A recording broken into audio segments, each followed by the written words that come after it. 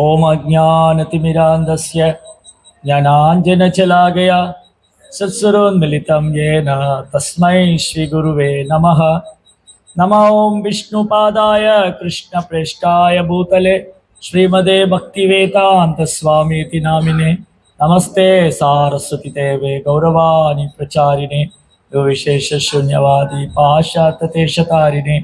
जय श्री कृष्णा चैतन्य प्रभु नित्यानंद श्री अद्वैत गदाधर श्रीवासदि गौर भक्त वृंद।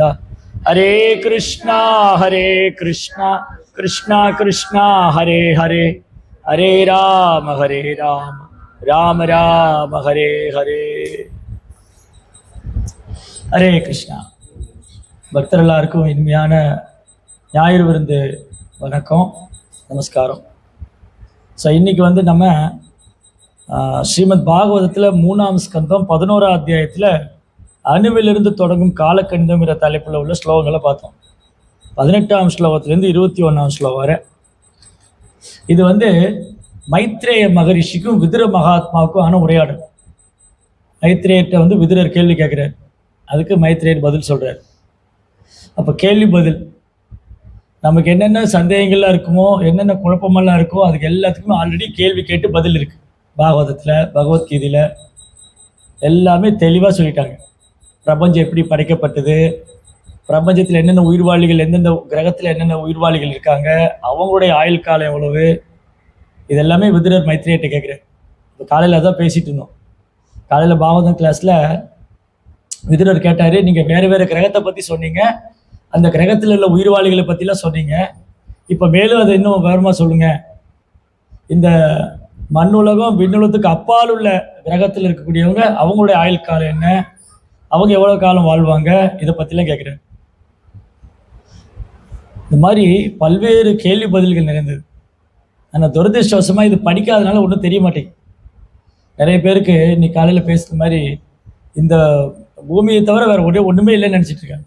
வேறு கிரகத்திலாம் ஒன்றுமே கிடையாது, நம்ம போய் ஆராய்ச்சி பண்ணி தான் தெரிஞ்சுக்கணும், விஞ்ஞானிகள்லாம் ஆராய்ச்சி பண்ணி சொன்னால் தான் தெரியும் வேறு கிரகத்தில் உயிர்வாளிகள் இருக்காங்களா இல்லையான்னு. ஆனால் இங்கே பாகவதத்தில் தெளிவாக சொல்லியிருக்கு, இந்த பூமி இல்லாமல் எண்ணற்ற அண்டங்கள் இருக்குது, அந்த எண்ணற்ற அண்டங்களில் எவ்வளோ பிரபஞ்சங்கள் இருக்குது, 14 லோகங்கள் இருக்குது, அதில் எல்லாமே உயிர்வாளிகள் இருக்காங்க. அதனால் பகவத்கீதை 2ஆம் அத்தியாயத்தில் சொல்லும்போது கிருஷ்ணா ஆன்மாவை பற்றி சொல்லும்போது, ஆன்மா எங்கும் வியாபித்து இருக்கும் சொல்கிறார். எல்லா பக்கம் ஆன்மா இருக்கும், ஆன்மா இல்லாத இடம் இல்லை, அது எங்கும் வியாபிச்சிருக்கும். அது சர்வகதா நித்திய சர்வகதஸ்தானு அச்சலோயம் சனாதனா. பகவான் என்ன சொல்றாரு, ஆத்மா பற்றி சொல்லும்போது நித்திய சர்வகதஸ்தானு அச்சலோயம் சனாதனா, நித்தியமானது, எங்கும் வியாபித்திருப்பது, நிலையானது. ஏன் ஆத்மா இவ்வளோ ஸ்பெஷல்? ஆத்மா நித்தியமானது, எங்கும் வியாபித்திருக்கிறது, நிலையானது. ஏன்னா அது கிருஷ்ணனுடைய அம்சம், பகவானுடைய சிறிய அம்சம். பகவான்றது ஆன்மா தோன்றியது. அப்போ ஜீவ தத்துவம்னு காலையில் பேசணும். கிருஷ்ணாட்டிருந்து வந்த ஜீவ தத்துவம்னா நாம உயிர் வாழிங்களாகி நம்ம ஆத்மா தோன்றியதே கிருஷ்ணருக்கு சேவை பண்ணதான். ஆன்மா படைக்கப்பட்டது எதுக்காக? கிருஷ்ணருக்கு சேவை பண்ணுறதுக்காக. அதனால தான் சைத்தன்ய மகாபிரபு சொன்னார், ஜீவேரே சுரூபோ கிருஷ்ணரே நித்யதாஸ். ஜீவாத்மாவுடைய உண்மையான சுரூபம் கிருஷ்ணருக்கு சேவை செய்யணும். அது மறந்து போயிடுச்சு. ஜட உலகத்தில் வந்தோடனே ஆன்மா 3 குணத்தினால பிடிக்கப்பட்டு மறந்து போயிடுச்சு. அதனால் கிருஷ்ணருக்கு சேவை பண்ணணும்னு மறந்துட்டு யார் யாருக்கோ சேவை பண்ணிட்டு, சமுதாயத்துக்கு, தேசியத்துக்கு, மாநிலத்துக்கு, நாட்டுக்கு, இனத்துக்கு, மதத்துக்கு, மொழி. சிலர் மொழிக்காக சண்டை போடுறாங்க இல்லையா? ஜட உலகத்தில் சிலர் பார்த்தா மொழிக்காக சண்டை போட்டுட்ருக்காங்க, சிலர் இனத்துக்காக சண்டை போடுறாங்க, சிலர் மதத்துக்காக சண்டை போடுறாங்க, நாட்டுக்காக சண்டை போடுறாங்க, நிறைய சண்டை நடக்குது. இது என்ன காரணம்? அப்பர்ஷதானாம் ஆத்ம தத்துவம் கிரகேஷு கிரகமேதினா. சுகதேவ் கோஸ்வாமி பரிச்சித் மகாராஜ் சொல்கிறார். பரிச்சித் மகாராஜ் கேட்குறாரு, பாகவதம் கேட்டுட்டு இருக்காரு இல்லையா? பரிச்சித் மகாராஜா பாகவதம் கேட்டுட்டு இருக்கிறதுனால கேட்குறாரு, இவ்வளோ அழகாக இருக்குது, இவ்வளோ பகவானுடைய கதைகள் லீலைகள்லாம் இருக்குது, ஏன் மக்கள் கேட்க மாட்டேங்கிறாங்க? சுகதேவ் கோஸ்வாமிகிட்ட கேட்குறாரு பரிச்சித் மகாராஜ், பகவானுடைய லீலைகள்லாம் இவ்வளோ அழகாக பாகவத்தில் சொல்லியிருக்கு, நரசிம்ம அவதாரம், வாமன லீலை, கிருஷ்ணருடைய லீலைகள், ஏன் மக்கள் இதை கேட்க தயாராக இல்லை அப்போ சுகதேவ கோஸ்வாமி சொல்றாரு, சோதவ நின்யாந்தி ராஜேந்திரா நினாம் சந்தி சகசிரஷு. ராஜேந்திரா அப்படின்னா நீங்க தமிழ்நாட்டில் கூட பேர் வைப்பாங்க ராஜேந்திரன், ராஜ இந்திரா, ராஜாவிலேயே இந்திரனை போல இருக்கிறவங்க. ஆனால் பேர் தான் இருக்கும். சிலருக்கு வந்து பேரில் தான் ராஜேந்திரன் இருக்கும், ஆனால் வருமானமே எல்லாம் கஷ்டப்பட்டுட்டு இருப்பாங்க. அட்லீஸ்ட் பேர்லையாவது ராஜேந்திரன் வச்சுக்க வேண்டியதான். ஆனால் பரீட்சித் மகாராஜ் உண்மையாலுமே ராஜேந்திரா. ஏன்னா அவர் இந்த பூகோளத்துக்கே சக்கரவர்த்தியா இருக்கும். யுதிஷ்டிர மகாராஜ் எப்படி ராஜ்யம் பண்ணாரோ அதே போல பரீட்சித் ராஜ்யம் பண்ணார். அவர் குழந்தையா பிறந்தப்பவே ஜோதிட அஸ்ட்ராலஜர் கூப்பிட்டு கேட்டாங்க இந்த குழந்தை எப்படி இருக்கும்னு. அப்போ சொன்னாங்க, இந்த குழந்தை வந்து தர்மத்தில் ராமனை போல இருப்பார், தர்மம் ஃபாலோ பண்ணுறதுல, தானம் பண்ணுறதுல சிபி சக்கரவர்த்தி மாதிரி இருப்பார், அப்புறம் ஆட்சி பண்ணுறதுல யுதிஷ்டிர மகாராஜா உங்களுக்கு குறைஞ்சவர் இல்லை, உங்கள் வம்சத்து புகழை மேலும் இது பண்ணுவாருன்னு சொல்லி பரீட்சித்தோடைய புகழை வந்து அந்த ஜோதிட வல்லுநர்கள்லாம் சொல்கிறாங்க. அப்புறம் இதுவும் சொன்னாங்க, இந்த குழந்தை வந்து பாம்பு கடிச்சு இறந்து போகும், உடலை விடுவார். இப்போ பிறப்பு முதல் இறப்பு வரை ஜோதிடத்தில் சொல்ல முடியும், ஆனால் சரியாக சொல்லணும். அதே சமயம் நம்ம ஜாதகத்தை தூக்கிட்டு ஊர் ஊராக போகக்கூடாது. ஏதோ முக்கியமான விஷயம், ஏதோ ஒரு கல்யாணம் பண்ணுறாங்க, இல்லை ஒரு வியாபாரம் தொடங்க போகிறாங்க, ஏதோ ரொம்ப இம்பார்ட்டன்ட் விஷயம்னா அஸ்ட்ராலஜிக்கல் கால்குலேஷன் பார்க்கணும், ஜோதிட வல்லுநரை தொடர்பு கொள்ளலாம். லைஃப்பில் ரொம்ப மேஜர் டிசிஷன், வாழ்க்கையில் ரொம்ப முக்கியமான ஒரு முடிவு எடுக்க போகிறோம், அது கூட குருவோடைய ஆசீர்வாதம் இருந்தால் தேவையில்லை. குரு ஒரு சீடரை கூப்பிட்டு நீ இந்த பொண்ணை கல்யாணம் பண்ணிக்கோ அப்படின்ட்டா ஜோசியமாவது ஈசிமே எதுவும் பார்க்க வேண்டாம். குரு கூப்பிட்டு சொல்லிட்டாரு, நீ வந்து என்னுடைய சீடரை நீ கல்யாணம் பண்ணிக்கோ அப்படின்னா குருமராஜ் இருங்க ஜோசியெல்லாம் பார்த்துட்டாருன்னு சொல்லக்கூடாது. அவ்வளோதான். குருமுக பத்மாக்க சித்ததே கொரியாய்க்கு ஆரணா கொரியுமானாஷ். அதனால குரு அப்படிங்கிறவர் வந்து இதெல்லாம் மாற்றிடுவார். குருவும் கிருஷ்ணாவும் ஒரு ஒரு ஒரு சாதகனுடைய லைஃபையே மாற்ற முடியும். குரு கிருஷ்ண பிரசாதே பாயின்னு சொல்கிறோம் இல்லையா? குருவோடைய கருணையும் கிருஷ்ணாவுடைய கருணையும் இருந்ததுன்னா நம்ம எதுவுமே பார்க்க வேண்டியதில்லை. அவ்வளோதான். அப்போ இந்த குழந்தை பரீட்சித் மகாராஜா அப்படி நேர்மையாக ராஜேந்திரா, அதுதான் சுகதேவ கோஸ்வாமி சொல்கிறார் ராஜேந்திராங்க. பரீட்சித் மகாராஜை பற்றி பேசும்போது ஒரு இடத்துல மகாபாகவதன்னு சொன்னார். சுகதேவ கோஸ்வாமி என்ன சொல்கிறார், பரீட்சித மகாபாகவதன், பெஸ்ட் அமாங் தி டிவோட்டிஸ், பக்தர்களே ரொம்ப சிறந்தவர். அப்புறம் ராஜேந்திரா, ராஜாக்கள் இந்திரன் போல. ராஜேந்திரன் நினாம் சந்தி சகசிரஷு, 1000 விஷயம் பேச, 1000 விஷயங்கள் இருக்கு. இந்த நியூஸ்ல என்ன இருக்கு, அந்த நியூஸ்ல என்ன இருக்கு, இந்த நடிகர் என்ன, நிறைய இவ்வளோ விஷயங்கள் இருக்கு. 1000 விஷயங்கள் சோசியல் மீடியா ஆன் பண்ணாலே இவ்வளோ விஷயங்கள். ஏன் அதுல ஆர்வம் காமிக்கிறவங்க கிருஷ்ணர்கிட்ட ஆர்வம் காமிக்கல? ஆபர்ஷதானாம் ஆத்ம தத்துவம். நான் இந்த உடல் எல்லாம் ஆத்மாங்கிறதே மறந்து போயிடுச்சு. நான் இந்த உடல் அல்ல, ஆத்மா, நித்தியமானவன், அழிவற்றவன், ஆன்மீகமான மறந்து போயிடுச்சு. கிரகேஷு கிரகமேதினா, கிரகம்னா வீடு, கிரகமே இதி, என் வீடு தான் எல்லாமே அப்படிங்கிறத கிரகமேதி. கிரகமேதினா இது என் குடும்பம், என் மனைவி, என் வீடு, என்னால் வெளியில் போக முடியாது, என்னால் கோயிலுக்கு வர முடியல, என்னால் அது பண்ணது கிரகமேதி. கிரகமேதி ஆமா கிரகவிதி, தலைவிதி. ஸோ கிரகமிதி. இன்னொரு இடத்துல பிரகலாத் மகாராஜ் என்ன சொல்றாரு, ஹித்மாத்த பாதம் கிரகம் அந்த கூப்பங்கிற. வீடு வந்து இருண்ட கிணறு, இருண்ட கிணறுல தண்ணியும் இருக்காது, வெளிச்சமும் இருக்காது, அங்க வாழவே முடியாது. ஆனா அதுல கூட சந்தோஷமா இருக்குன்னு ட்ரை பண்றேன். அதுதான் ஆப்ரஷதா வார்த்தை. ஆப்ரஷதா நாம மறந்தாச்சு ஆத்மாங்கிறது. இப்பயே பாருங்க, சத்சங்கத்துக்கு தொடர்ந்து வந்துட்டே இருக்கும்போது தான், புரோபார் புத்தகம் படிச்சுட்டே இருக்கும்போது தான் ஆத்மா பற்றி கான்சியஸ்னஸ் உணர்வு இருந்துகிட்டே இருக்கும். நம்ம வந்து கிளாஸ் சரியாக கேட்கல, சத்சங்கத்துக்கு வர்றதில்லை அப்படின்னா மறந்துடும். அப்புறம் ஏதோ சொல்லிட்டா உடனே கோபம் வரும். நீ எப்படி என்ன சொல்லலாம், நான் யார் தெரியுமா, நான் என்ன இங்கே சம்பளத்துக்காக வரேன், நான் சேவை பண்ண வந்திருக்கேன், என்னை எப்படி சொல்லலான்னு சண்டைக்கு போயிடும். சண்டைக்கு போயிட்டு தான் ஆத்மா மறந்து போயிடுச்சு. ஆத்மா மறந்து போனால் கோபம் வரும். எப்போ ஆத்மா மறப்போம், ரஜோகுணம் தமோன்னு அதிகரிக்கும் போது ஆத்மா மறந்துடும். ததா ரஜஸ்தமோ பாவா காமலோபா சேத்தையே தே அனாவிருத்தம் சிதம் சாத்வே பிரசித்ததின் பாவத்தை சொல்லும்.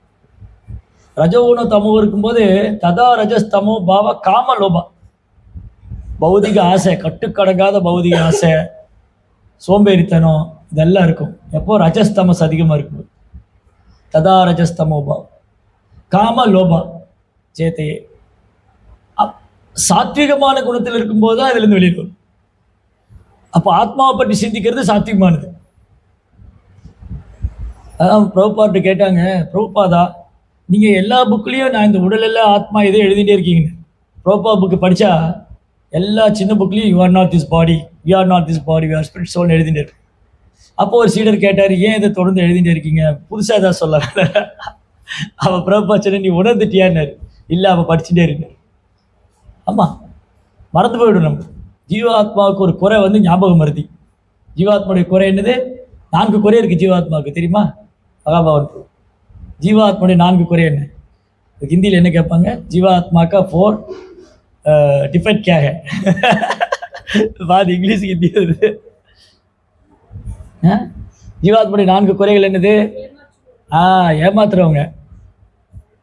இதோ இன்னைக்கு ஞாயிற்றுக்கிழமை வந்துடுவேன்ட்டு போனாங்க, ஒருத்தர் வரல இல்லையா? அப்போ ஏமாத்துறதுக்கா?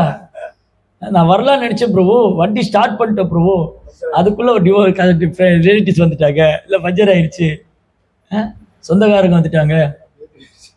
நீங்கள் அம்மாட்ட சொன்னாங்க, அம்மா நீங்கள் முன்னாடி போங்க, இப்போ நான் வந்துடுறேன்னு பசங்க சொன்னாங்க. நீங்கள் முன்னாடி போங்க, இப்போ வந்துடுவேன்னு சொன்னாங்க. இன்ன வரைக்கும் வந்து சேரல. ஸோ ஏமாத்துறது. வந்த பிரபு அங்கே டிராஃபிக்கில் மாட்டிக்கிட்டேன். பொங்கல் கூட்டத்தில் டிராஃபிக் இருந்தது. பொங்கலே முடிஞ்சாவோ சாப்பிட்டு வீட்டில் தூக்கிடுவா. ஸோ ஏமாத்துறது, சீட்டிங். அப்புறம் அது பொய் சொல்கிறது ஏமாத்துறதுல ஒரே கேட்டகிரியில். தவறு செய்கிறவங்க, கமிட்டிங் மிஸ்டேக். இல்லை நான் பர்ஃபெக்டானு சொல்ல முடியாது. கலியுகத்தில் யாருமே பர்ஃபெக்டாக இருக்க முடியாது. ஏதோ ஒரு தவறு பண்ணிடும். ஜீவாத்முடைய குறை தவறு செய்யும். தவறு செய்கிறவங்க, கமிட்டிங் மிஸ்டேக், சீட்டிங் ப்ராப்பன்சிட்டி, ஏமாற்றக்கூடியவங்க. இன்னும் 2 மாயில் இருக்கும். பொங்கல் சாப்பிட்டு மயக்கத்திலே இருப்பாங்க, சத்சங்கத்துக்கு வராமல். அப்போ மாயில் இருக்காங்க. தொடர்ந்து லீவு வந்துதா, அங்கே ஊருக்கு போனோமா, அங்கே பொங்கல் சொந்தக்காரங்களாம் வந்தாங்களா, அதனால இன்னைக்கு சண்டே ப்ரோக்ராம் வர முடியல. அப்போ மாயில மாட்டிக்கிட்டாங்க. மாயா என்ன சொல்லுன்னா, நீ தான் வாரம் போயிட்டு இருக்கிய, இன்னைக்கு ஒரு வாரம் போகல என்ன. இதுதான். ஸோ மாயாவோட ட்ரிக் என்னன்னா, நீ தான் வாரம் போயிட்டு இருக்கிய, இந்த ஒரு வாரம் போகல என்ன அப்படின்னு சொல்லும். அதான் பக்தி ரோத்தாக்கிற சொல்றாரு, என்ன பிசாச்சி மாயா, மாயா வந்து பிசாச்சின்னு சொல்றாரு. மாயா வந்து ஒரு பிசாசு மாதிரி. பிடிச்சதுன்னா அவ்வளோதான். நான் வரலான்னு நினச்சேன் பிரபு, நான் வரலான்னு தான் நினச்சேன். அதுக்குள்ளே பாருங்க, அவங்க வந்தாங்க, இவங்க வந்தாங்க இல்லையா? ஸோ அப்போது இது வந்து மாயையில் மாட்டிக்கும். ஜீவாத்மடைய இன்னொரு சுபாவம் மாயையில் மாட்டிக்கும். அப்போது ஆல்ரெடி மாயையில் மாட்டிட்டு தான் இருக்கும். அதனால தான் கிருஷ்ணா சொல்கிறாரு, இது என்னுடைய சக்திங்கிறார். தெய்வேஷா குணமயி மம மாயா துரத்தியா, என்னுடைய மாயா சக்தி வெல்ல முடியாது. பாருங்க, சத்சங்கத்தில் வந்துட்டு இருக்கும் போதே அதை விட முடியலையே இல்லையா? ரோபா புக்கு படிக்கிறோம், கிளாஸ் கேட்குறோம், சாண்டிங் பண்ணுறோம், சத்சங்கத்துக்கு வரோம், மாயில் போய் மாட்டிக்கிறோம். இந்த ஒரு வாரம் லீவு, அன்றைக்கி தான் நம்ம மாட்டுப் பொங்கல் அன்றைக்கி, கோமாதா பொங்கல் அன்றைக்கி போனோமே, சர்வீஸ் பண்ணுமே, கிளாஸ் எல்லாம் கேட்டோமே, இந்த ஞாயிற்றுக்கிழமை போகலைன்னு என்ன அப்படின்னு மாயா சொல்லும். மாயா என்ன சொல்லும்? சரி, இப்போ தானே வெள்ளிக்கிழமை தானே போயிட்டு வந்தோம், முந்தா நேற்று தானே, இப்போ ஒரு நாள் தானே ஆச்சு, வாரத்துக்கு ஒரு நாள் போனால் பத்தாதா? எல்லா வாரம் போகணுமா? எல்லா வாரம் சர்வீஸ் பண்ணணுமா? இந்த கொஸ்டினை யார் எழுப்புவாங்க? மாயா மூலமாக வரும் இல்லையா? மாயா மூலமாக அந்த கொஸ்டின்ஸ் வரும். மாமேவே பிரபத்தியந்தே மாயாமேதான் தரந்தித்தே. பிரபத்தந்தி பிரபத்தியந்தே அப்படின்னா சரணடை. கிருஷ்ணாவை சரணடை. கிருஷ்ணா என்ன வந்தாலும் சரி, ஞாயிற்றுக்கிழமை நான் சத்சங்கத்துக்கு போயிடுவேன். சொந்தக்காரங்க கூப்பிட்றாங்களா, இதோ நீங்கள் பொங்கல் அன்னைக்கு வந்தீங்களே, நம்ம எல்லாம் பேசணுமே, அப்புறம் என்ன ஞாயிற்றுக்கிழமை நீங்கள் எல்லோரும் கோயிலுக்கு வந்திருக்கோம், அங்கே நான் இருப்பேன், நீங்கள் அங்கே பிரசாதம் சாப்பிடலாம், வாங்க விருது கொடுக்குறாங்க, கோயிலில் வந்திருக்கேன் அப்படின்னு நம்ம அவங்கள இங்கே பிடிச்சி இழுக்கணும். நம்ம இங்கே பிடிச்சிருக்கோம், நம்ம அவங்க இழுப்புக்கு ஓடிடும். இதுதான் ப்ராப்ளம் எங்கே இருக்குன்னா நம்மக்கிட்ட தான் இருக்குது. நம்ம என்ன பண்ணிடுறோம்னா, நம்ம கொஞ்சம் காம்ப்ரமைஸ் பண்ணணும். நம்ம காம்ப்ரமைஸ் பண்ணிட்டோம்னா அட்ஜஸ்ட் பண்ணிட்டு அவங்க அக்செப்ட் பண்ணிக்குவாங்க. ஓ இவங்க நம்ம சொன்னா வந்துக்குவாங்க, கூப்பிட்டா வந்துக்குவாங்க, அவங்களுக்கு அட்வான்டேஜ் ஆகிடும். இதே நம்ம ஸ்ட்ராங்காக இருந்துன்னு வச்சுக்கோங்களேன், ஓ ஞாயிற்றுக்கிழமை என்ன இருந்தாலும் வரமாட்டாங்க, இவங்க வீட்டுக்கு போனால் அவங்க இஸ்கானில் இருப்பாங்க, நீ ஞாயிற்றுக்கிழமை உங்களுக்கு இஸ்கானில் போய் தான் பார்க்கணும் அப்படிங்கிற மைண்ட் செட்டப்புக்கு ரிலேட்டிவ்ஸ் வந்து சொந்தக்காரங்க என்ன நினைப்பாங்க, ஞாயிற்றுக்கிழமையா அவங்க ஃபேமிலியோட இஸ்கானில் தான் இருப்பாங்க, ஒன்று அங்கே போய் பார்க்கலாம், இல்லாட்டி ப்ரோக்ராம் கேன்சல் பண்ணும் அப்படிங்கிற மைண்ட் செட்டப்பு நம்ம கொண்டு வரணும். ஆனால் நம்ம என்ன பண்ணிடுறோம், நம்ம தான் வாரம் போகிறோமே, இந்த வாரம் அவங்க வீட்டுக்கு போனேன் என்ன, இவங்க வீட்டுக்கு போனேன் என்ன அப்படின்னா என்ன அர்த்தம்னா, நாம் கிருஷ்ணரை விட்டு விலகிறதுக்கு நினைக்கிறோம், இல்லை மாயையுடைய கவர்ச்சியில் மாட்டிக்கிறோம். ஏன்னா எனக்கு பிடிச்சிருக்கு, ஓ நான் வந்து வாரம் சண்டே ப்ரோக்ராம் போகிறேன், ஒரு வாரம் சொந்தக்கார வீட்டுக்கு போனேன் என்ன, அங்கே போனால் அவர் என்ன பாகவதமாக பேச போகிறாரு. அவர் சொல்லுவார், உனக்கு ஞாபகம் இருக்கா அன்றைக்கி பெரியப்பா என்ன சொன்னாங்க, நீ தானே கூட இருந்த, நீ ஹரே கிருஷ்ணா போய் மறந்துட்டியா அப்படின்னு கேட்பாங்க. அப்படி ஆரம்பிப்பாங்க. அப்புறம் ஊர் கதை, பெரியப்பா வந்து என்ன சொன்னார், அப்புறம் அந்த பெரியப்பா சித்தப்பா பேசிட்டு இருக்கும்போது சித்தி வந்து என்ன வந்து சொன்னாங்க, மாமா அதுக்கு என்ன சண்டை போட்டார், இந்த புராணம் கேட்க நம்ம ரொம்ப நல்லா இருக்கும், ஓ நல்லா இருக்கு, அப்போ தோணு பேசாமல் சண்டே ப்ரோக்ராமுக்கே போயிருக்கல. So maya is very powerful. அதனால் கிருஷ்ணரையும் குருவையும் சரணடைஞ்சா இல்லாத மாயிலேருந்து வெளியில் வர முடியாது. அப்போ நாம் தயாராக இருக்கணும். கிருஷ்ணா கிட்ட நம்மளை ஒப்படைக்க நம்ம தயாராக இல்லைன்னா கிருஷ்ணா என்ன பண்ணுவார் இல்லையா? கிருஷ்ணா நான் உன்னை காப்பாற்றுறேங்கிறார், குரு வந்து நான் உன்னை காப்பாற்றுறேங்கிறாரு, நான் தயாராக இருக்கணுமே. நானே இப்படி அப்படி இருக்கேன், இங்கே அட்ஜஸ்ட் பண்ணிக்கலாம், அங்கே அட்ஜஸ்ட் பண்ணிக்கலாம், லைஃப் ஃபுல்லாக அட்ஜஸ்ட்மெண்ட்லேயே போகும். அதனால் இந்த மாயா வந்து ஏமாற்றக்கூடியது, சீட்டிங் ப்ராப்பர்சிட்டி, அப்புறம் கமிட்டிங் மிஸ்டேக், அப்புறம் இன்னொன்று என்னது, புலன்கள் குறைபாடுடைய இம்பர்ஃபெக்ட் சென்சஸ். இதுதான் பிரபா சொல்வார், புலன்கள் குறைபாடுடைய விஞ்ஞானி எப்படி கடவுளை உணர முடியும்? கடவுளே இல்லைன்னு சொல்கிறான்னா அவன் புலன் குறையுடையது எப்படி அவனால் பார்க்க முடியும்? குறையுடைய புலன்களால் கிருஷ்ணரை பார்க்க முடியாது. இந்த கண்களால் கிருஷ்ணரை பார்க்க முடியாது. கிருஷ்ணருடைய விஸ்வரூபத்தை பார்க்கறதுக்கே அர்ஜுனனுக்கு ஒரு கண்ணு கொடுக்க வேண்டியது கிருஷ்ணா. இல்லையா? கிருஷ்ணாவுடைய விஸ்வரூபம் வந்து அது ஆன்மீகமான சரீரம் இல்லை, கிருஷ்ணருடைய டிரான்சென்டல் பாடி இல்லை, அது பௌதிகமான ரூபம் தான், அது பிரபஞ்ச ரூபம். அது அந்த விஸ்வரூபத்தை அர்ஜுனன் பார்க்கறதுக்கு கிருஷ்ணர் என்ன பண்ணாரு, அவருக்கு ஒரு ஞான கண்ணு கொடுத்தாரு. இந்த பார்வையால் தான் நீ பார்க்க முடியும். அப்போ கிருஷ்ணருடைய சாமசுந்தர ரூபத்தை பார்க்கணும்னா அது பக்திங்கிற மைப்பூசப்பட்ட கண்ணால் தான் பார்க்க முடியும்னு பிரம்மாச்சனர். பிரேமாஞ்சன சுரித பக்தி விலோச்சனேன சந்த சதேவ ஹிருதயேஷு விலோகயந்தி எம் ஷாமசுந்தரம் அச்சிந்திய குணஸ்வரூபம் கோவிந்தமாதி புருஷம் தவகம். அதனால கிருஷ்ணரை வந்து இந்த கண்களால் பார்க்க முடியாது, இந்த குறையுடைய புலன்களால் உணர முடியாது. அதான் காலையில் பேசணும். அத ஸ்ரீ கிருஷ்ண நாபாதி நபவேத்ராயம் இந்திரியை. ரூபகோசாமி பிரபா என்ன சொல்றாரு, இந்த புலன்களால கிருஷ்ணருடைய நாம ரூப குணாதிஷ்ட உணர முடியாது. இது குறையுடைய புலன்கள், அசுத்தமான. அப்போ தூய்மை அடையணும். அதனால பிரபாட்ட வந்து யாராவது சவால் விட்டா என்ன சொல்லுவாரு, ஓ சாமிஜி நீங்கள் கடவுள் இருக்காருங்களே காமிக்க முடியுமான்னு. பிரபா சொன்ன, நான் காமிப்பேன், உன்னால் பார்க்க முடியாதுன்னு. பிரபா சொன்னார், என்னால் கடவுளை காமிக்க முடியும், உன்னால் பார்க்க முடியாதுன்னு. ஏன்னா பார்க்கக்கூடிய பார்வை அவன்ட்டு இல்லை, பார்க்கக்கூடிய சக்தி அவன்ட்டு இல்லை. அப்போ அது யார் கொடுக்குறா? ஆச்சாரியர் கொடுக்குறா, ஆச்சாரியர் கொடுக்குறா. அதான் தனுதாஸோடைய லைஃப்பில் நடந்தது. தனுதாஸ் கதை தெரியுமா உங்களுக்கு? தனுதாஸ் வந்து ராமானுஜருடைய சீடரானு, பெரிய செல்வந்தர். அவர் வந்து என்ன பண்ணார், ஒரு நாள் ஒரு பொண்ணோட அழகான கண்ணில் வாங்கி போயிட்டார். பொண்ணு இருந்தால் அவருக்கு ரொம்ப கண் அழகு, அப்படி மீன் மாதிரி இருக்கும், கயல் விழின்னு மீன் மாதிரி, அதில் மையெல்லாம் போட்டு காது வரைக்கும் இழுத்து விட்டுருப்பாங்க. ஆமாம், மீன் கண்ணு வந்து மீன் மாதிரி இல்லை, அவங்க மை போட்டு இழுத்து விட்டுருப்பாங்க. இந்த பழைய சினிமா படத்துலாம் ஹீரோயின் போட்டு வருவாங்க, இப்போ அதெல்லாம் போடுறது இல்லை. ஸோ இந்த பொண்ணுடைய கண் அழகுல அவர் மயங்கிட்டார். ஸோ இப்படி ஒரு அழகான கண்ணை நான் பார்த்ததே இல்லையே அப்படின்னு சொல்லிட்டு, இந்த கண்ணை நான் பார்த்துக்கிட்டே இருக்கணும்னு அவளுக்கு முன்னாடி கொடையை பிடிச்சிட்டு போவார். எப்படி? அவன் முன்னாடி நடந்து வந்தால் இவர் கொடையை பிடிச்சிட்டு ரிவர்ஸில் போவார். அவ்வளோ மயக்கம் அந்த கண்ணில். அந்த கண்ணை பார்த்து மயங்கி போயிட்டார். அப்போ ஒரு நாள் காவேரி கரையில் அந்த பொண்ணு நடந்து போகிறா, இவர் கொடையை பிடிச்சிட்டு ரிவர்ஸ்லேயே போயிட்டுருக்கு அந்த பொண்ணு அழகை பார்த்துட்டு. அப்போது அன்றைக்கி ரங்கநாதோடைய உற்சவம் வருது. நம்பெருமாள் வந்து உற்சவர் வந்து அப்படி வீதி உலா வர எல்லாம் ஆயிரக்கணக்கான பக்தர்கள் வந்து பகவான் புகழ் பாடுறாங்க, நிறைய பேர் சாண்டிங் பண்றாங்க, நிறைய பேர் ஸ்லோகங்களை படிக்கிறாங்க, பாசர்கள் படிக்கிறாங்க, கீர்த்தனம் பாடுறாங்க. இது எதுவுமே அவர் காதுல விழல. அவர் பாட்டுக்கு அந்த பொண்ணு பின்னாடி பின்னாடி பின்னாடியே போயிட்டு இருக்காரு. எல்லாம் திட்டுறாங்க அவரை. ஐயோ இவனுக்கு என்ன இப்படி இருப்பாங்களா?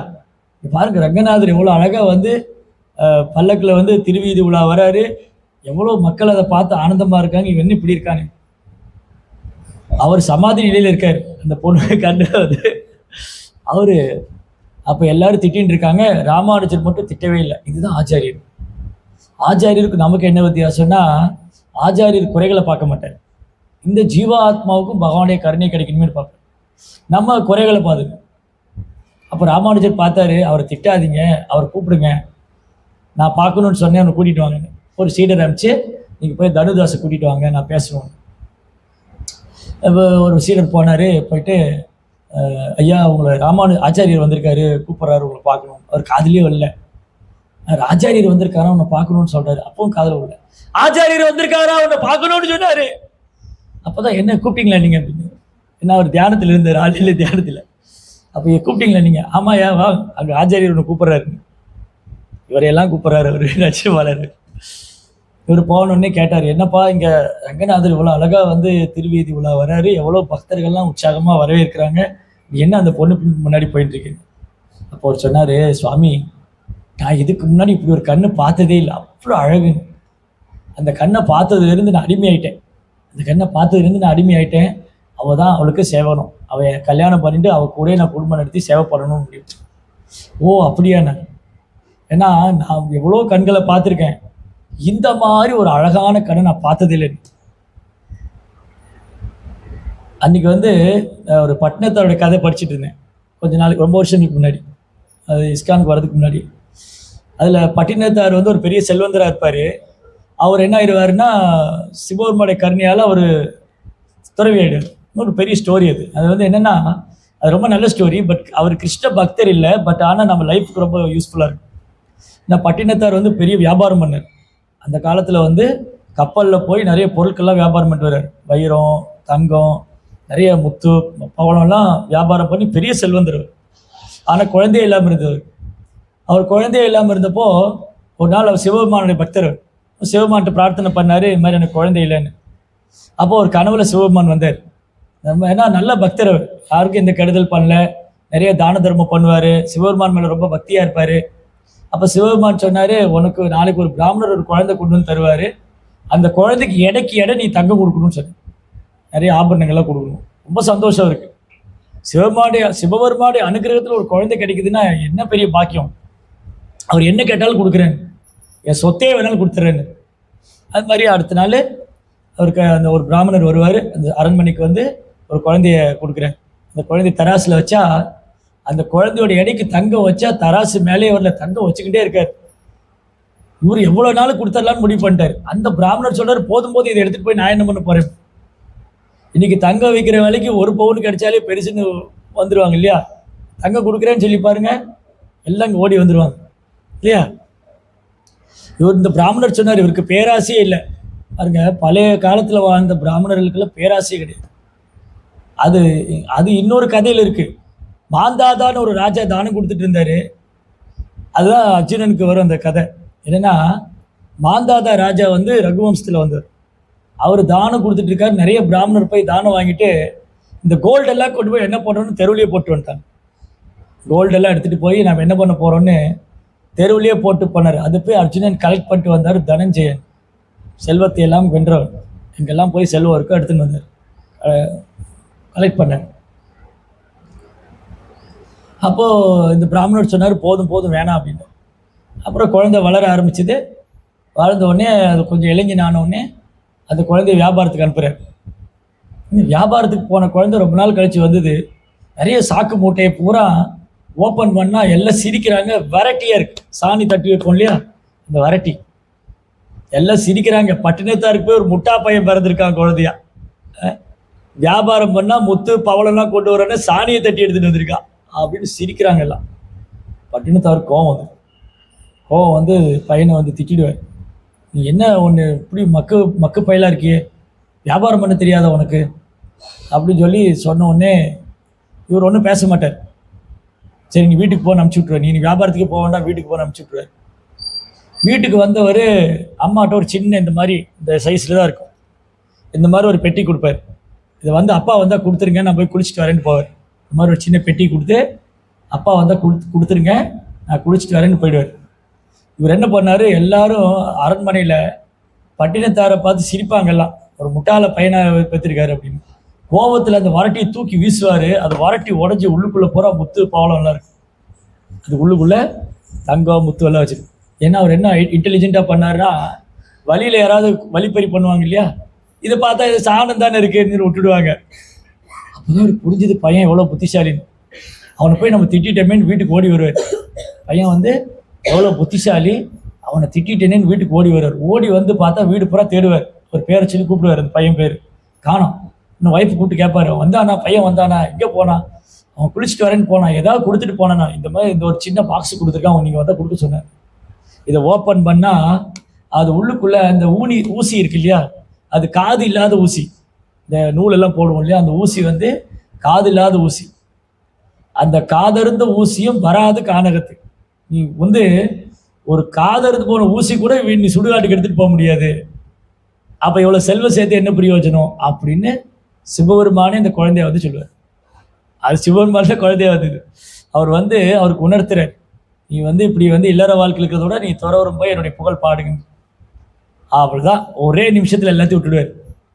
எல்லாம் அழுவா, அம்மா அழுவா ஒரு பக்கம், வைஃப் ஒரு பக்கம் அழுவா, வேலைக்கார வர வந்து அழுவான், சாமி போகாதீங்க சாமின்னு. அப்படியே போயிட்டு இருப்பார். சிவபெருமானை குறித்து பாடிட்டு போயிட்டே இருப்பார். உடனே துறவி ஆயிடுவார். துறவி ஆன உடனே என்ன பண்ணுவாங்கன்னா, அவர் அப்படி போய் உட்காந்து பாடிட்டு இருக்காரு. இவங்க சமுதாயத்தில் உள்ளவங்களுக்குலாம் பெரிய அவமானம் ஆகிடும். நம்ம சமுதாயத்தில் ஒருத்தர் இப்படி துறவியாக போயிட்டான், அவன் எவ்வளோ பெரிய செல்வந்தனாக இருந்தவன், எவ்வளோ வசதியாக இருந்தவன் இப்படி போயிட்டானேன்னு எல்லாம் போய் ராஜா கிட்ட கம்ப்ளைண்ட் பண்ணுவாங்க. ராஜாட்ட போய் சொல்லுவாங்க, இந்த பட்டினத்தார் வந்து எவ்வளோ பெரிய செல்வந்தராக இருந்தவர் போய் இப்படி உட்காந்து பிச்சைக்கார மாதிரி பிச்சை எடுத்து வாழ்ந்துட்டு இருக்காரு. அவருக்கு என்ன குறை, என்ன வீடு இல்லையா, சொத்து இல்லையா, என்ன எங்கள் சமுதாயத்தோட பேரே கெடுக்கிறாரு. ராஜா வந்து அவர் பார்க்க வருவார். ராஜா வந்து இந்த ஊருக்கு வெளியில் ஒரு மண்டபத்தில் ஒரு உட்காந்துருப்பார் பட்டினத்தார். ராஜா வந்து பார்க்க வருவார். வந்து கேட்பார், சுவாமி ஏன் இப்படி நீங்கள் வந்து பண்டார மாதிரி அப்படி போயிட்டு இருக்கீங்க, ஏன் இப்படி துறவியாக இருக்கீங்க, நீங்கள் நல்லா தானே இருந்தீங்க, நல்லா வியாபாரம் பண்ணீங்க, நல்லா வசதியாக இருந்தீங்க, நிறைய தான தர்மம்லாம் பண்ணீங்க, பேசாமல் திரும்ப வாங்க, அப்படி என்ன இருக்குது இந்த வாழ்க்கையில் அப்படி. அப்போ பட்டினத்தார் சொல்லுவார், அவர் ஒரு மேடையில் உட்காந்துருப்பார், ராஜா வந்து கை கட்டி நின்றுட்டு இருப்பார். அப்போ பட்டினத்தார் சொல்லுவார், நான் ஒரு யாசகன் பிச்சைக்கார ஒரு துறவி, நான் மேடையில் உட்காந்துருக்கேன், நீ ஒரு ராஜா வந்து நின்றுட்டு இருக்கேன், இதுலேயே தெரியாத யாருடைய வாழ்க்கை உயர்ந்தது இல்லை. ராஜா பேசாமல் திரும்ப போயிடுவார். அந்த பட்டினத்தார் வந்து அப்படி பாடிட்டு வரும்போது அந்த சமுதாயத்தில் அவங்களுடைய கம்யூனிட்டி இருக்கு இல்லையா, அந்த சமுதாயத்தில் ஒருத்தர் என்ன பண்ணுவார், ஒரு விலைமாது கூட இருப்பார். இவர் அப்படியே பாடிட்டே வருவார தெருவா. அந்த விலைமாதோட வீட்டுக்கிட்ட வந்தோடனே இந்த வியாபாரி சொல்லுவார் பட்டினத்தாரை பார்த்து, ஏய் பட்டினத்தாரே, எவ்வளோ பெரிய செல்வந்தனா இருந்த, இப்படி பரதேசியாக போயிட்டேன்னா, இந்த பொண்ணை பாரு எவ்வளோ அழகாக இருக்கா, அவள் கண்கள் எவ்வளோ அழகாக இருக்குன்னு சொல்லுவார். அந்த பொண்ணுடைய கண் எவ்வளோ இருக்கு. அவர் சொல்லுவார், ஈழை என்ன ஈழையும் சீலும் வடியும் கண்கள், இந்த பீலை வடியும் கண்ணில் வந்து காலை எழுந்திரிச்சா பீலை வடியும் இல்லையா, அந்த பீலை வடியும் கண்ணு போய் நீ அழகாக இருக்குங்கிறிய. அவனுக்கு கோவம் வந்துடும். இவள் கூந்தலை பார், ஈரும் பேணும் வலியும் கூந்தல் பார். அடுத்து ஒரு இதழை பார், துர்நாற்றம் வீசு வாயோடி. அவனுக்கு கோவம் வந்துடும். ஏண்டா என் காதலியை பார்த்து துர்நாற்றம் வீசுமாய் நான் சொல்றேன்னு அடிக்க போவார். ஒரு கைவளம், ஒரு பெரிய ஸ்டோரி.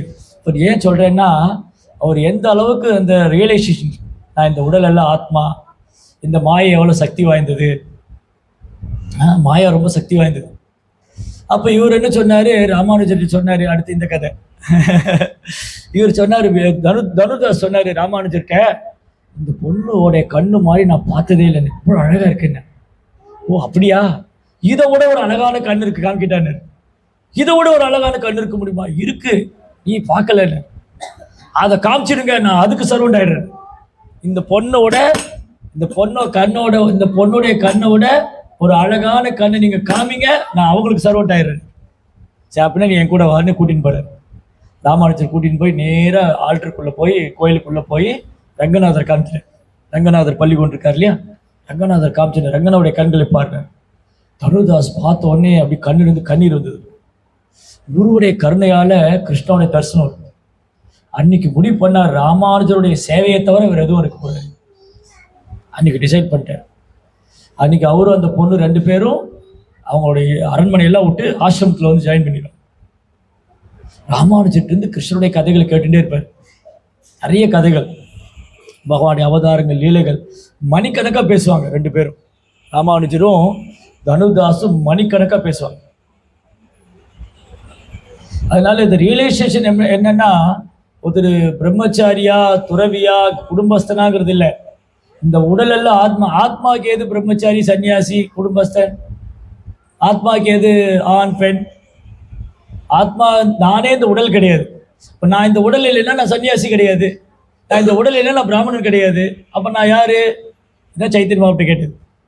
சைத்தன்ய மாவட்ட சொல்றாரு, நான் பிராமணன் இல்லை, நான் சன்னியாசி இல்லை, நான் குடும்பஸ்தன். அப்போ நீங்க யாரு? உங்களுக்கு உண்மையான அடையாளம் என்ன? கோபி பத கமலையோ தாச தாச தாச தாசாடு தாச. இதுதான் நம்மளோட உண்மையான அடையாளம். பகவானுடைய சேவகனுடைய சேவகனுடைய சேவகனுடைய சேவகனுடைய பிரபுபார் சொல்ற 1000 முறை பெருக்கணும், 1000 முறை பெருக்கணும். சேவகனுடைய சேவகனுடைய சேவகனுடைய சேவகன். அது குலசேகர ஆழ்வார் என்ன சொல்றாரு? பிரித்யஸ்ய பிரித்ய பிரித்ய பிரித்யஸ்ய பிரித்யஸ்ய இதிமாம் ஸ்மரலோக நாதா. நான் உங்களுடைய சேவகனுடைய சேவகனுடைய சேவகனுடைய சேவகன். அதுதான் ரியல் ஐடென்டிட்டி. இது இப்போ தனுதாஸுக்கு நல்லா புரிஞ்சு போயிடுது. அதனால குரு கூடயே இருக்கார். இது மற்ற சீடர்களுக்கெல்லாம் கொஞ்சம் உறுத்தல் ஆயிடுச்சு. பிரம்மச்சாரி சீடர்கள்லாம், என்ன குரு மகாராஜ் எப்பவுமே போய் அவர் கூட இருக்காரு, அவர் ஒரு குடும்பஸ்தர், அவருக்கு குடும்பம் இருக்கு, செல்வம் இருக்கு, ஆடம்பரமான வாழ்க்கை வாழ்றாரு, அவர் கூட போய் நேரம் ஒதுக்கிட்டு இருக்காரு. இது ராமானுஜர் புரிஞ்சுட்டார். இந்த சீடர்களுக்கெல்லாம் கொஞ்சம் தனுதாஸ் மேல கொஞ்சம் பொறாமை. அது மட்டும் இல்லை, அவர் யாருன்னு இன்னும் புரியல அவங்களுக்கு. தனுதாஸ் எப்போ ராமானுஜரை சரணாகதி பண்ணாரோ அப்பவே அவர் பௌதிக ஆசை விட்டுட்டார். மகியஷாம் பாதரஜோபிஷேகம் நிஷ்கிஞ்சனானாம் மீதையாவர். ஒரு தூய பக்தருடைய தாமரை தூசியை தலையில வச்சுக்கிட்டா அல்லாது நமக்கு பௌதிக பற்றிலிருந்து விடுபட முடியாது. பௌதிக ஆசை, பௌதிக பற்றுதல். இப்ப என்னைக்கு தனுதாஸ் ராமானுஜருடைய தாமரை திருப்பாதல் சன்னடிச்சாரோ அன்னைக்கே எல்லாம் போயிடுது. பௌதிக ஆசை, பௌதிக பற்றுதல் இவங்களுக்கு புரியல. அப்போ ஒரு நாள் ராமானுஜர் புரிஞ்சுட்டார், சீடர்களுக்கு தனுதாஸ் யாருன்னு காமிக்கணும், உணர்த்தணும். அப்போ ஒரு நாள் கூப்பிட்டாரு சீடர்கள்லாம். ராமானுஜர் நீங்க தனுதாஸை பத்தி என்ன நினைக்கிறீங்க? சீடர்கள்ட்ட கேட்டார், பிரம்மச்சாரிகள்ட்ட கேட்டாங்க, நீங்க ஆசிரமத்தில் இருக்கீங்களே, தனுதாஸ் வந்து போறாரு, அவரை பத்தி என்ன நினைக்கிறீங்க? ஓ மகராஜ், நாங்களே அவரை பத்தி பேசணுட்டு இருந்தோம். என்ன அவரு? ஆடம்பரமான வாழ்க்கை, ஆபரணம் என்ன, வசதி என்ன? ஓ எஸ் எஸ் எஸ். சரி ஒன்று பண்ணுங்க, நாளைக்கு நானும் தனுதாசும் ரொம்ப நேரம் பேசிட்டு இருக்கோம், நீங்க அவங்க வீட்டில் போய் அவங்க இருக்கிற நகையெல்லாம் எடுத்துன்னு வந்துருங்க, அப்புறம் அவங்க என்ன பண்றாங்க பார்க்கலாம். சரி, குரு மகாராஜுக்கு இப்போதான் புரிஞ்சுது தனுதாஸோட யாரு. நீ கொஞ்ச நாள் தெரிஞ்சு போயிடும், அவர் எவ்வளவு கோவம் வருதுன்னு, அவர் வீட்டு நகையெல்லாம் திருடி போயிடுச்சுன்னா சண்டைக்கு போறாரு, என்ன பண்றோம். அப்போ அன்னைக்கு தனுதாசும் ராமானுஜரும் ரொம்ப நேரம் பேசிட்டு இருந்தாங்க. தனுதாஸ் ராமானுஜர்கிட்ட நிறைய கதையெல்லாம் கேட்டுட்டு, ஆத்மா பற்றி, பரமாத்மா பற்றி, பகவானை பற்றிலாம் கேட்டுட்டு ரொம்ப நேரம் ஆயிடுச்சு. இவங்க என்ன பண்ணாங்க, அவங்க ஒய்ஃப் இருக்கா இல்லையா, அந்த மனைவி வீட்டில் உட்காந்துட்டே இருந்தால் கணவர் வருவார்னு ரொம்ப நேரம் ஆயிடுச்சு. சரி, அவர் ரொம்ப நேரம் ஆகும் போல இருக்குன்னு, சரி வந்ததுக்கப்புறம் பிரசாதம் கொடுத்துக்கலான்னு அவங்க அப்படியே படுத்துட்டாங்க.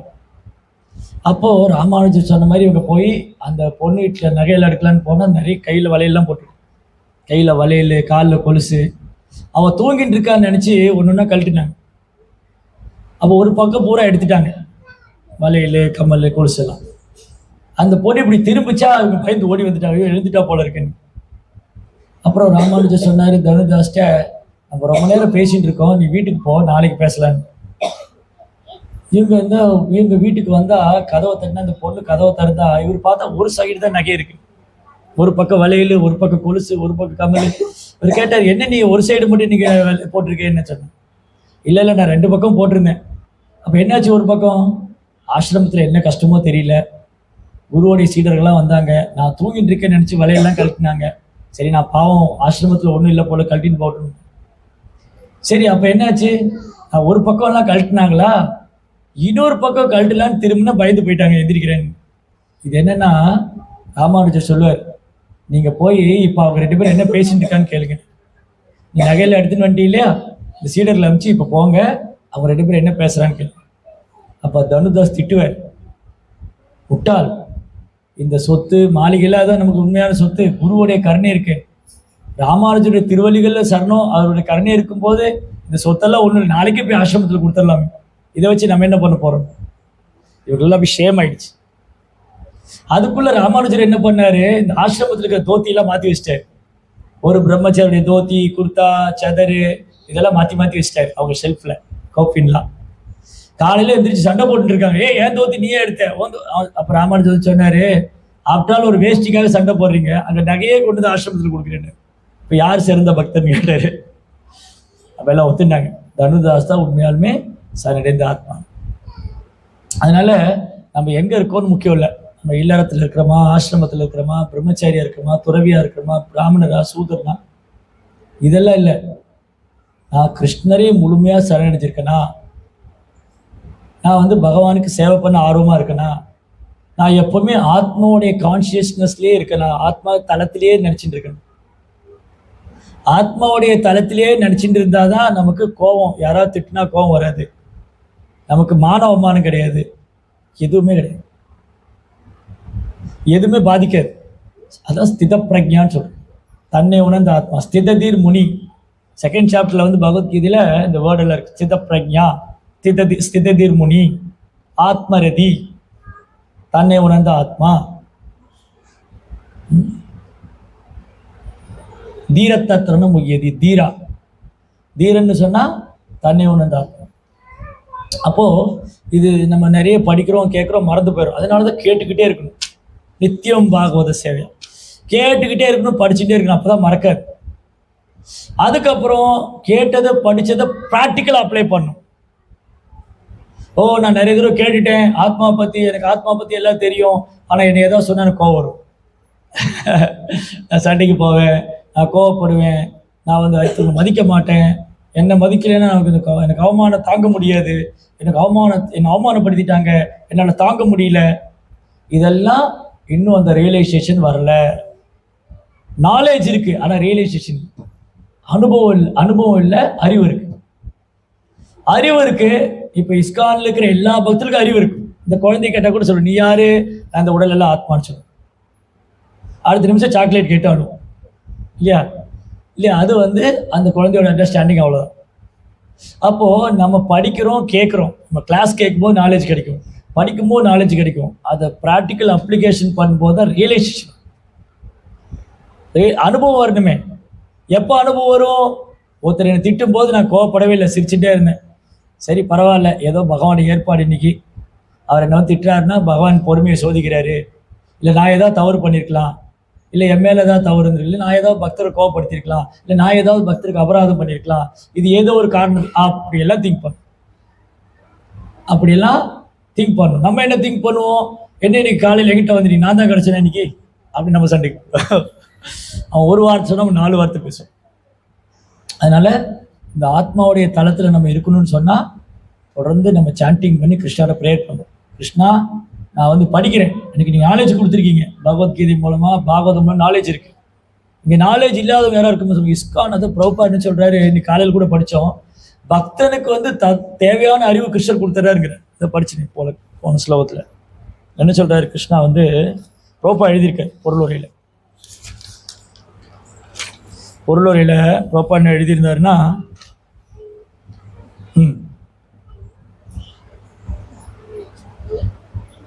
பகவான் ஸ்ரீ கிருஷ்ணரின் பக்தர்கள் கிருஷ்ண விஞ்ஞானத்தினை எளிதில் அறிந்து கொள்வதோடு உலக மற்றும் ஆன்மீக படைப்புகளின் நிலைகளையும் எந்தவித சிரமமின்றி மிகவும் எளிதில் அறிந்து கொள்வார்கள்.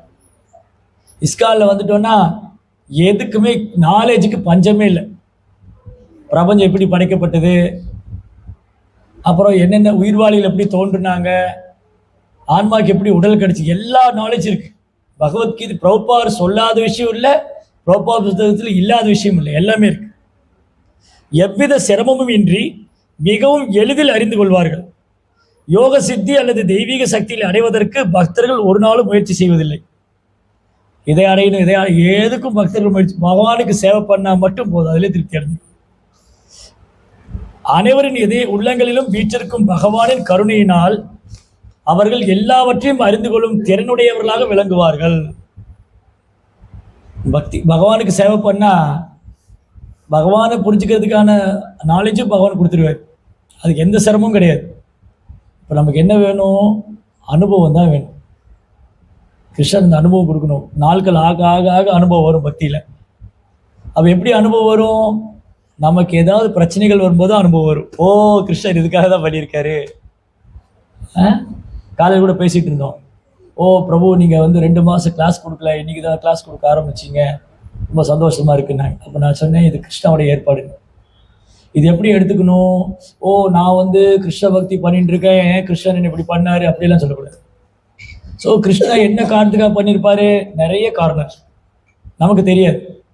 ஒரு காரணம் நமக்கு அகங்காரம் வரக்கூடாது. ஒரு பக்தனுக்கு அகங்காரம் வரக்கூடாதுங்கிறதுக்காக பண்ணுவேன். இனி ஒரு காரணம் இந்த மாதிரி பிரச்சனை வரும்போது அந்த பக்தர் கிருஷ்ணரை முழுமையாக சண்டைவார். கிருஷ்ணா, என்னை எப்படியாவது நீங்கள் பேச வைங்க, நான் உங்கள் புகழ் பாடணும், பேசணும். இனி ஒரு காரணம் நான் ஏதாவது பக்தர் குற்றம் செஞ்சுருக்கலாம், அதனால கிருஷ்ணா எனக்கு ஒரு சின்ன பனிஷ்மெண்ட் கொடுத்துருக்கலாம். இனி ஒரு காரணம் கிருஷ்ணா அவரை சரணாகதி பண்ண வைக்கலாம். இந்த மாதிரி பல காரணங்கள். இந்த மாதிரி தான் நம்ம லைஃப்பில் நடக்கக்கூடிய ஒரு இன்சிடென்ட்டையும் நம்ம கம்பேர் பண்ணணும். நம்ம வாழ்க்கையில் நடக்கக்கூடிய ஒரு சம்பவம் எதுக்கு கிருஷ்ணா அப்படி பண்ணார்? இப்போ ஏதோ ஒரு காரணம் இருக்கு. ஒரு வேளை ஓகே, கொஞ்ச நாள் இந்த பக்தர் ஓய்வு எடுக்கட்டும், தொடர்ந்து பேசிக்கிட்டே இருக்காரு, ரெஸ்ட் பண்ணட்டும்.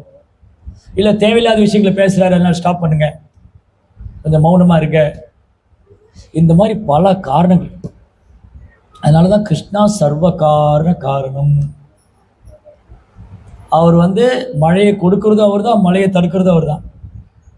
அவர் பேச வைக்கிறது அவர் தான், பேச்சை நிப்பாட்டுறது அவர் தான். இங்கே பாகவதத்தில் போட்டுருந்து ஃபர்ஸ்ட் கேண்டோவில் ப்ரோப்பா என்ன எழுதுறாருன்னா, அர்ஜுனன் காண்டிபதாரி. மகாபாரத யுத்தத்தில் மகாரதர்கள் கூட போரிட்டார். பீஷ்மர், துரோணர், கிருபாச்சாரியா, அஸ்வத்தாமா, அப்புறம் துரியோதன், எல்லாரோடைய ஜெயத்ரதன், எல்லாரோடையும் போரிடுறாரு. அதே அர்ஜுனன் கிருஷ்ணர் மறைஞ்சதுக்கப்புறம் அவரால் ஒரு சாதாரண மாடு மேய்க்கிற இடையர்கள்ட்ட இருந்து கிருஷ்ணருடைய மனைவிகளை காப்பாற்ற முடியல. அதே அர்ஜுனன், அதே காண்டிபம். ஆனால் சக்தி போயிடுது, சக்தி இல்லை. அப்போ ப்ராப்பா என்ன எழுதுறாருன்னா, கிருஷ்ணா நினைச்சா தன் பக்தனுக்கு சக்தி கொடுப்பார், தேவைப்படும் போது சக்தி கொடுப்பார், தேவையில்லைன்னா சக்தி எடுத்துட்டுருவார். கிருஷ்ணா சக்தி கொடுப்பாரு, சக்தி எடுத்துட்டுருவார். ஏன்னா அவர் தான் சக்திமான். அதனால அர்ஜுனன் என்ன ரியலைஸ் பண்ணாரு? ஓ, கிருஷ்ணா என்னை விட்டு மறைச்சிட்டாரு, அதனாலதான் என் சக்தி எல்லாம் போயிடுச்சு. அப்போ அந்த மகாபாரத யுத்தத்தில் எப்படி என்னால் ஜெயிக்க முடிஞ்சது? கிருஷ்ணா என் கூட இருந்ததுனால. அப்போ அர்ஜுனன் ரியலைஸ் பண்ணாரு, இதுதான் ரியலைசேஷன், கிருஷ்ணா தான் என்னுடைய சக்தி. எனக்குன்னு தனிப்பட்ட பலம் ஒன்றும் கிடையாது, கிருஷ்ணா என் கூட இருந்தது தான் பலம். கிருஷ்ணா என் கூட இருந்தது தான் பலம், அதுதான் ரியலைசேஷன். அந்த மாதிரி நம்ம உணரணும். அதனால தான் பாகவதம் படிச்சுட்டே இருக்கணும், கேட்டுட்டே இருக்கணும். அப்போ நம்ம லைஃப்பில் கிருஷ்ணர் தான் நமக்கு பலம், கிருஷ்ணர் தான் நமக்கு சக்தி கொடுக்குறாரு, கிருஷ்ணர் தான் நம்மளை வழி நடத்துறாரு. எல்லாமே கிருஷ்ணாவுடைய விருப்பப்படி தான் நடக்குது, எல்லாமே அவருடைய அனுமதியில் தான் நடக்குது. அவர் அனுமதி இல்லாமல் எதுவுமே நடக்காது. அப்போ பொறுமையாக நம்ம சேவை பண்ணிட்டு, என்ன ப்ராப்ளம் வந்தாலும் எல்லாம் கிருஷ்ணருக்கு தெரியும், ஏதோ ஒரு காரணம் இருக்கும், அது நடக்கும்போது நடக்கும், அவ்வளோதான். ஹரே கிருஷ்ணா. ஸோ இது ரியலைசேஷன் அனுபவம். எப்படி அனுபவம்? நான் இந்த உடலெல்லாம் ஆத்மாங்கிறத நம்ம படிப்படியாக கிருஷ்ணா உணர வைப்பார். ஸோ கிருஷ்ணா ரொம்ப கருணை வாய்ந்தவர். கிருஷ்ணா ஏன் ரொம்ப கருணை வாய்ந்தவர்னா, தன்னை சரணடைந்த ஆத்மாக்களை கைவிட மாட்டார். அப்போ அவனுக்கு ஏதோ அனுபவம் கொடுத்துட்டே இருப்பார். நமக்கு புரியாது ஏன் இப்படி பண்ணாரு கிருஷ்ணா, அப்புறம் புரியும். ஓ, இதுக்காக தான் பண்ணியிருக்காரு, நான் அவரை சரணடையணும், அவரை விட வேற கதி இல்லை இல்லையா? அதான் சத்வித சரணாகதி. அனுகுல்யச சங்கல்ப பிரதிகுல்யச வர்ஜனம் ரக்ஷிதி விஸ்வாசோ கோபுரதே வர்ணம் ததா. கிருஷ்ணரை தவிர யாரால் என்னை காப்பாற்ற முடியாது, கிருஷ்ணர் தான் ஒரே அடைக்கலாம், அவரை விட்ட வேற கதி இல்லை. கிருஷ்ணருக்கு அனுகூலமான விஷயங்களை மட்டும் நான் செய்வேன், கிருஷ்ண பக்திக்கு அனுகூலம் இல்லாத விஷயங்கள் நான் விட்டுடுவேன். இதுதான் சரணாகதி. ஸோ அதில் நம்ம படிக்கலாம். பாண்டவர்கிட்ட இருந்து பாகவதத்து நிறைய பக்தர்கள் சரித்திரம், அதை படிக்கும்போது தான் அந்த வைராக்கியம் வரும். ஹரே கிருஷ்ணா. ஜெய் ஸ்ரீல பிரபுபாத் கி. ஏதாவது கேள்விகள் இருக்கா?